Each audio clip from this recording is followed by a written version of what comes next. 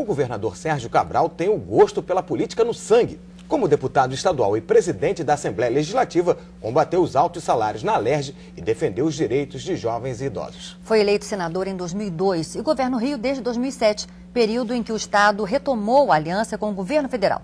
Vamos conhecer agora um pouco mais do candidato à reeleição pela coligação Juntos pelo Rio.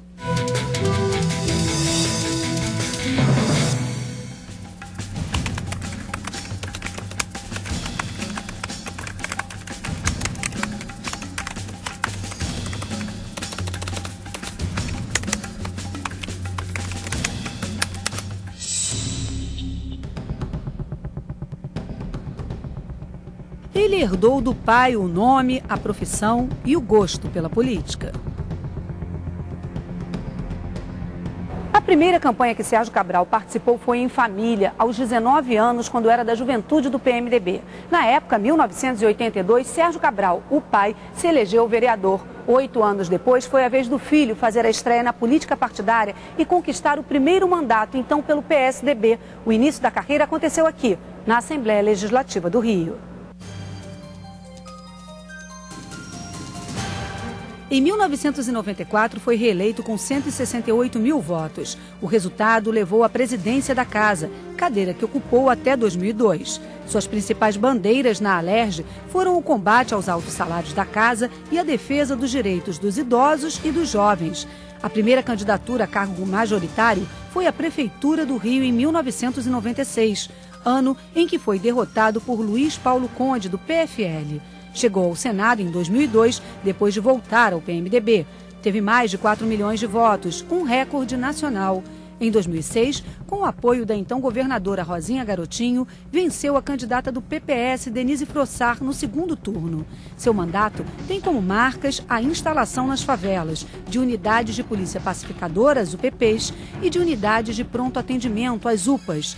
No Palácio Guanabara, Cabral retomou a aliança do Rio de Janeiro com o governo federal. A parceria ampliou os recursos repassados ao Estado e reforçou a campanha que levou à escolha do Rio como sede da Olimpíada de 2016. Candidato Sérgio Cabral, seja bem-vindo aos estúdios do Repórter Rio.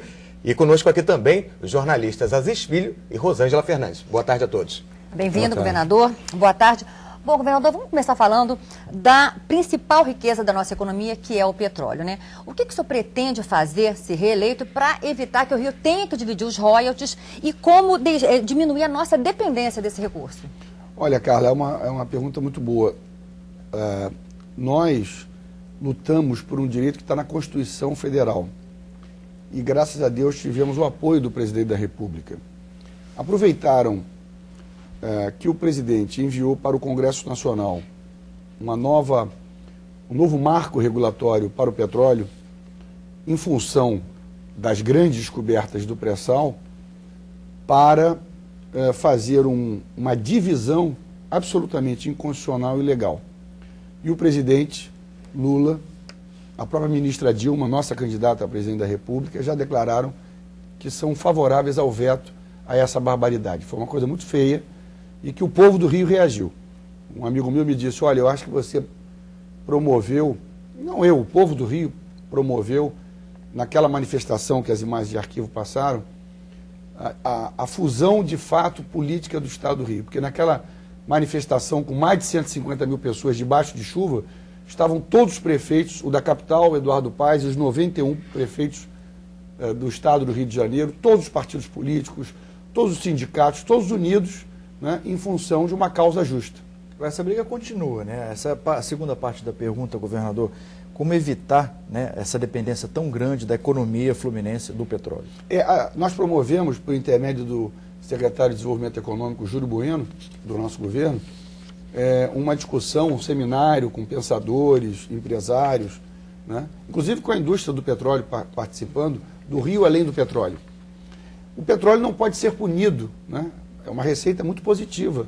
O royalty, a participação especial, são indenizações que qualquer Estado no mundo tem. Vide agora o que aconteceu nos Estados Unidos com as desgraças ambientais, como é importante ter esse recurso. Esse é um ponto. O segundo ponto é que o que nós temos que fazer é, a partir dessa indústria do petróleo, ramificá-la, mesmo que ela tenha interface e ligação com o setor do petróleo, do óleo e gás. Por exemplo, a indústria naval.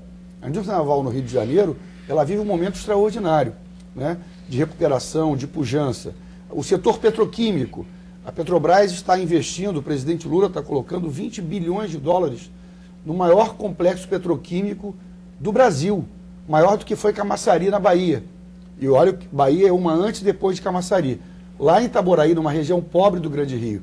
Então, o setor do petróleo, ele pode também, a tecnologia, o CENPES, que é um dos maiores centros de pesquisa de óleo e gás do mundo, ele já é grande na Ilha do Fundão e agora está se terminando no final do ano, o presidente Lula ainda inaugurará, se Deus quiser, mais de $1 bilhão, um novo CENPES em frente ao antigo, na Ilha do Fundão. Além desses investimentos no petróleo, governador, tem muitos investimentos previstos para o Rio para os próximos anos, né?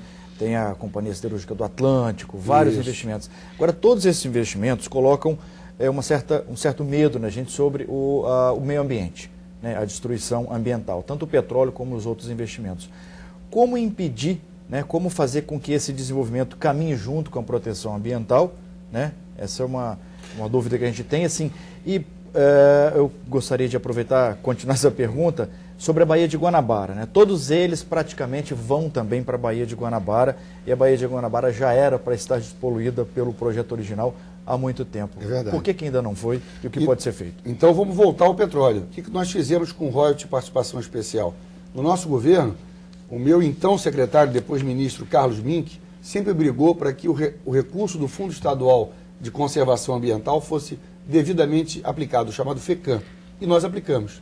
Para você ter uma ideia, Aziz, nós saímos na Estação Alegria, que cuida da Baía de Guanabara, de 400 litros por segundo tratamento primário para 2.600 litros tratamento secundário. Tudo que foi feito em termos de tratamento de saneamento de Dom João VI até a nossa chegada, nós duplicamos em 3 anos e meio. E qual a nova previsão da despoluição da Bahia? Continuar, nós estamos com grandes projetos, inclusive depois de resolver esse problema do pré-sal, dos royalties, da legislação, no pré-sal nós vamos ampliar de 5% para 10% os recursos do FECAM. Além disso, claro, a importância de você equipar o setor público na área ambiental. Vou te dar um exemplo. Antigamente no Rio você tinha IEF, Instituto Estadual de Floresta, FEEMA e SERLA. Nós juntamos tudo no INEA e fizemos, pasmem, o primeiro concurso público da área ambiental da história do Rio de Janeiro. Então hoje tem profissionais de nível superior e de nível técnico no INEA trabalhando pelo meio ambiente. Governador, peço um minutinho da sua atenção, que nós fomos às ruas ouvir os eleitores com perguntas para o senhor.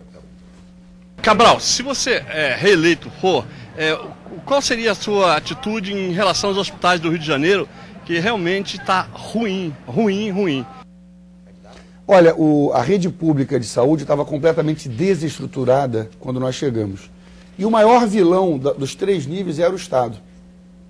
Então, eu acho que hoje, se você olhar a rede pública do Estado, depois que nós inauguramos as UPAs 24 horas, depois que nós investimos numa parceria com os municípios, ela continua, a rede toda, problemática, mas o Estado avançou léguas em 3 anos e meio. Nós estamos longe do ideal. Exemplos. Os hospitais de emergência do Estado.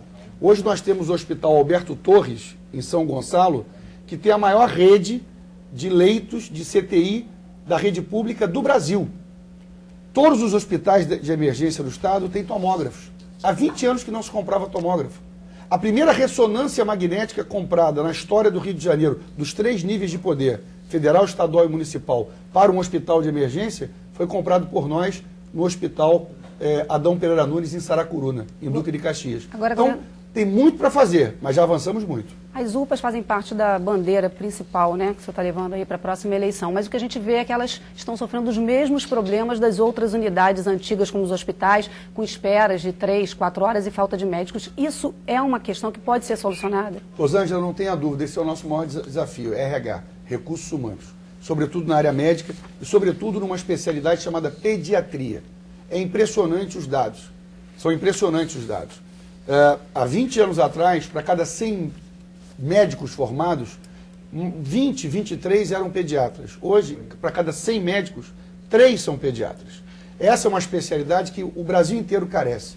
Então, onde nós enfrentamos maior... Então, nós estamos buscando modelos, né, de compartilhar gestão para dar maior flexibilidade na contratação desses profissionais. As UPAs, pra você ter uma ideia, nós já temos 35 UPAs 24 horas no estado. Nós já atendemos, desde a primeira inaugurada na Favela da Maré, em maio de 2007, 5,5 milhões de pessoas. 99% dos casos são resolvidos na UPA 24 horas. Esse 1% que não é resolvido, tem uma ambulância que leva para o destino necessário. Mas é evidente que a demanda é grande. Eu pergunto isso ao meu secretário Costa e falo, governador, infelizmente essas pessoas morriam. Porque essas pessoas ficavam entre o posto de saúde, que abre às 8 da manhã e fecha às 5 da tarde, e a emergência do hospital. Então você está com um filho com 40 graus passando mal, às 2 da manhã, hoje você tem a UPA. Candidato, no próximo bloco a gente volta a conversar com o senhor sobre Jogos Olímpicos, Segurança, Transportes e Copa do Mundo. Nós voltamos já.